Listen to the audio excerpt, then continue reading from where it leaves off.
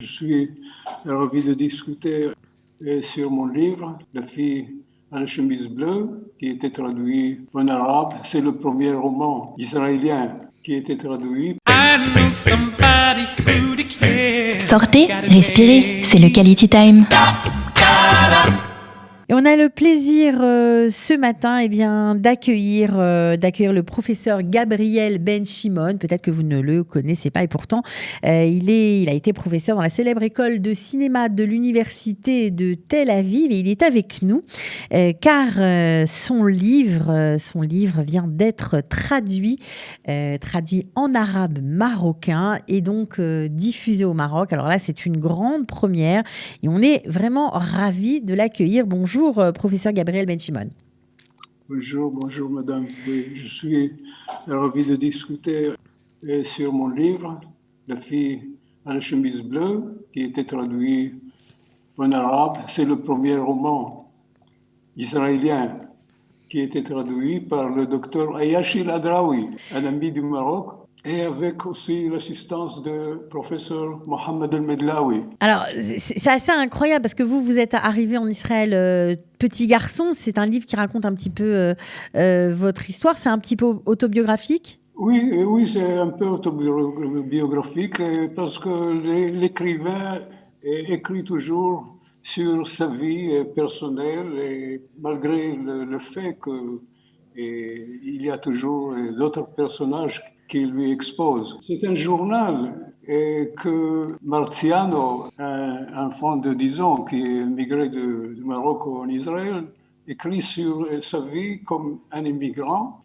Il est amoureux d'une Sabra, une fille, Nourit Staff, qui, elle, est amoureuse autre juif qui vient du Pologne, de l'Holocauste. Alors il a des difficultés, le héros du roman. Et évidemment, alors ce petit garçon de 10 ans, c'est un petit peu vous. Vous avez quitté votre ville natale de Sefrou pour arriver en Israël et vous racontez tout ça. Alors, mais comment ce livre qui parle beaucoup du judaïsme marocain, de la communauté juive du Maroc, voilà, vous avez mis beaucoup de vos souvenirs. Comment ce livre est devenu en fait a été digne d'intérêt, voilà, par vos amis pour le traduire en arabe marocain. Comment s'est fait ce chemin?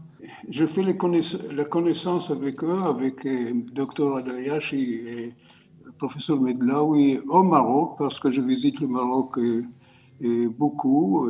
Je vais aussi au Maroc pour participer aux conférences sur la culture marocaine, sur l'immigration du Maroc et en Israël. Et au Maroc, les hommes s'intéressent beaucoup sur la vie de leurs juifs marocains en Israël. Alors, ils voulaient lire et aussi traduire des écritures, des livres qui racontent sur la vie des juifs marocains. Alors, c'est une étape supplémentaire dans le rapprochement, on va dire, des relations diplomatiques entre Israël et le Maroc, de ce nouveau rapprochement qui a été salué et par les Juifs vivant en Israël, les Juifs marocains vivant en Israël, et par les Arabes marocains qui étaient, on va dire, qui attendaient, voilà, ce réchauffement entre les deux pays depuis longtemps. C'est-à-dire, moi je suis né à Sefrou, petit village près de Fès, et les relations entre juifs et arabes étaient très très bonnes. Et nous vivions toujours ensemble avec une amitié, mais tout d'un coup, les juifs sont quittés leur village, leur maison, d'une façon que les Arabes ne pouvaient pas comprendre pourquoi, qu'est-ce qu'il est arrivé. Et dans le livre, essaie d'expliquer, de raconter. D'ailleurs, je raconte aussi pas seulement l'histoire des Juifs, mais aussi l'histoire marocain, juif et arabe. Par exemple, je raconte sur la reine Dahia El-Kahina, la reine juive et berbère, qui fait la guerre contre les musulmans quand ils sont arrivés pour occuper le Maghreb dans le 7e siècle. Et ma grande-mère Frecha, comme enfant, j'étais enfant, il m'a raconté toujours que Dahia el-Kahena, la reine juive berbère, était notre mère et nous sommes des princes et tu es un prince, et elle m'a dit toujours. Alors, euh, tu dois vivre comme un prince. Et je fais comme elle m'a euh, raconté. Et j'ai passé aussi l'histoire à mes enfants et je leur dis toujours que Dahia el-Kahina, la reine juive au Maroc, c'est notre mère et nous sommes des princes et vous devez vivre comme des princes. Et ils vivent comme des princes jusqu'à aujourd'hui. Alors, dans cet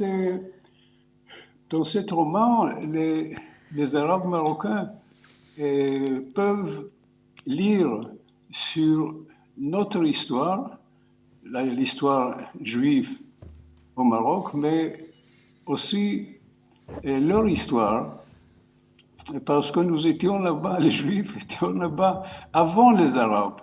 Alors on peut raconter les Arabes l'histoire qu'ils peut-être ils ne savent pas.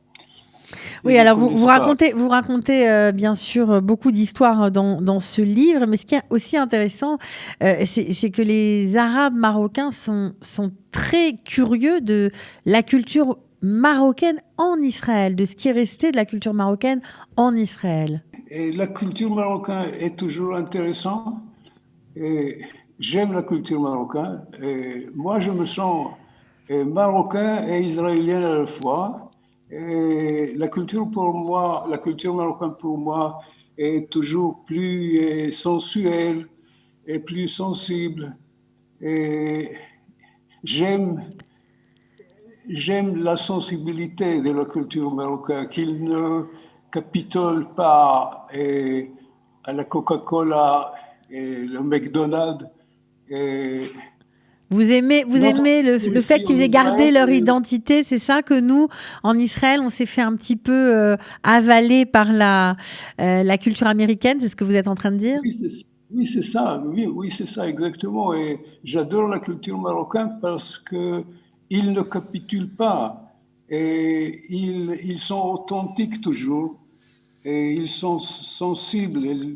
Et la culture marocaine a une sensualité que j'aime beaucoup. Ici, nous sommes rationnels, trop rationnels. Ouais. Et j'aime les couleurs du Maroc, les goûts, les odeurs, et Mais l'honneur. c'est fou parce que vous en parlez alors que vous êtes arrivé ici, un petit garçon, vous aviez 10 ans, vous auriez pu oublier tout ça. Mes parents sont mariés à l'âge de 15 ans, Ok. c'est-à-dire au Maroc, les années 50, Ouais, 10 ans, c'était disons, déjà grand, c'est ça? c'est comme 20 ans ou quelque chose Ouais. comme ça. Et je suis arrivé avec toute le mémoire historique des Juifs marocains.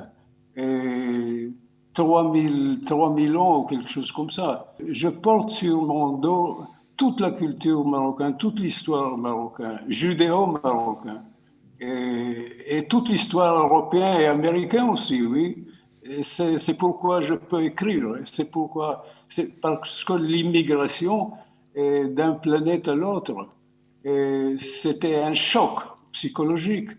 Et on ne peut pas ne pas écrire, mais surtout quand mes parents étaient toujours écrivains et j'étais entouré avec des livres, Alors, avec vos des écrivains. vos parents étaient écrivains, donc c'est pour ça que vous aussi, vous avez poursuivi la tradition de l'écriture. Alors, qu'est-ce que ça vous fait aujourd'hui, vous qui avez traversé les affres de l'immigration, de voir que, eh bien, il y a un intérêt, il y a un rapprochement diplomatique vraiment au niveau des États, au niveau politique. Est-ce que c'était quelque chose que vous attendiez depuis longtemps? Oui, malgré le fait que je voyage et je visite le Maroc chaque année, mais c'était toujours un peu clandestinement. Je suis Clandestinement. heureux, oui, je suis heureux d'avoir la possibilité de rentrer à ma maison. D'ailleurs, Il y a 2 ans, j'ai pris toute ma famille avec les enfants à ma ville natale, Sefrou, et nous avons fait le Pessah là-bas. Mais maintenant, on peut aller ou retourner là-bas, visiter le Maroc et visiter Sefrou.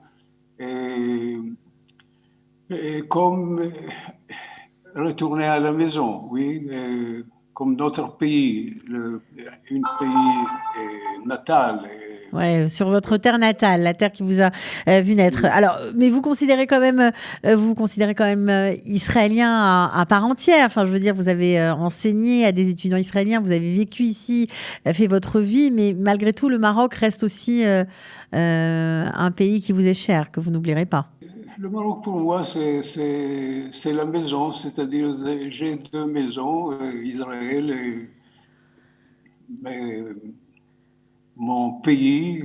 Mais le Maroc est aussi, maintenant, sera mon pays, pas seulement le pays de naissance, mais plus que ça. Et j'ai des amis au Maroc, professeur El-Medlaoui et professeur Ayashi El-Adraoui sont des amis que nous sommes toujours avec contact, avec contact téléphonique et autres.